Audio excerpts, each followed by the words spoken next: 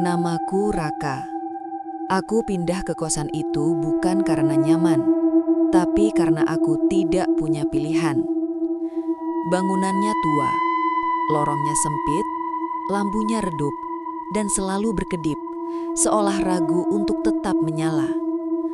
Pemilik kos bilang, aku satu-satunya penghuni, padahal ada 12 kamar, 11 pintu tertutup, dan semuanya terlihat seperti sudah lama tidak disentuh manusia.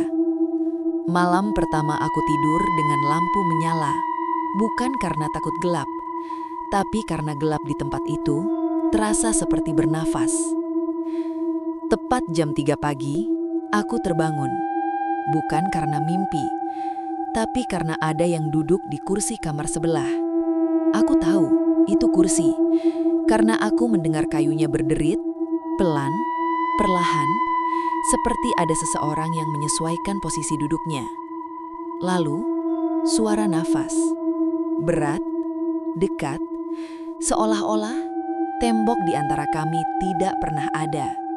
Paginya aku tanya penjaga kos. Wajahnya langsung berubah. Kalau jam 3, katanya pelan. Kamu dengar apapun, anggap saja itu mimpi. Aku bertanya tentang kamar sebelah. Dia menunduk. Penghuninya tidak keluar, katanya, dan tidak ingin diganggu. Sejak malam itu, aku mulai mendengar namaku dipanggil. Bukan keras, bukan jelas. Seperti orang berbisik, tepat di belakang telingaku. Padahal, aku sendirian. Lorong kosan makin sering bau tanah basah. Setiap aku membuka pintu kamar, baunya semakin kuat.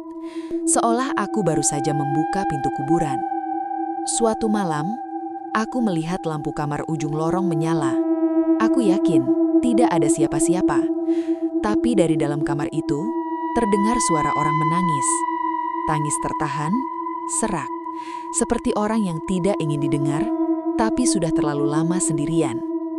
Di kamar mandi, aku mencuci muka.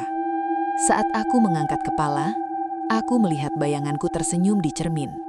Padahal, aku tidak tersenyum. Bayangan itu berbisik pelan. Sudah lama aku menunggu. Aku menoleh cepat. Tidak ada siapa-siapa.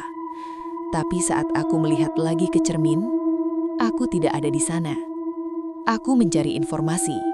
Tetangga bilang, kosan itu pernah terbakar. 7 orang meninggal. Tidak semua ditemukan utuh.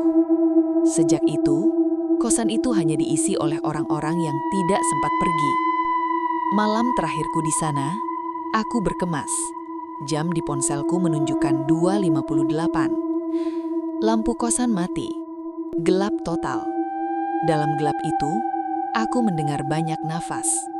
Bukan satu, banyak. Jam berubah ke 0.30. Pintu kamarku diketuk.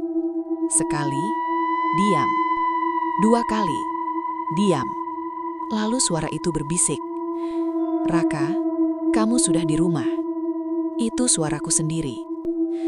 Aku membuka pintu. Lorong penuh orang. Mereka berdiri di depan kamar masing-masing. Wajah mereka hangus. Kulit mereka retak. Semua menatapku dengan mata kosong yang terlalu dalam. Penjaga kos berdiri di tengah. Dia tersenyum. "Terima kasih sudah kembali," katanya. Aku menoleh ke pintu kamarku. Nomornya berubah. Bukan 6, bukan 12, 13. Dan di papan pengumuman tertulis, penghuni tetap, Raka. Saat itu aku sadar, aku tidak pindah ke kosan itu.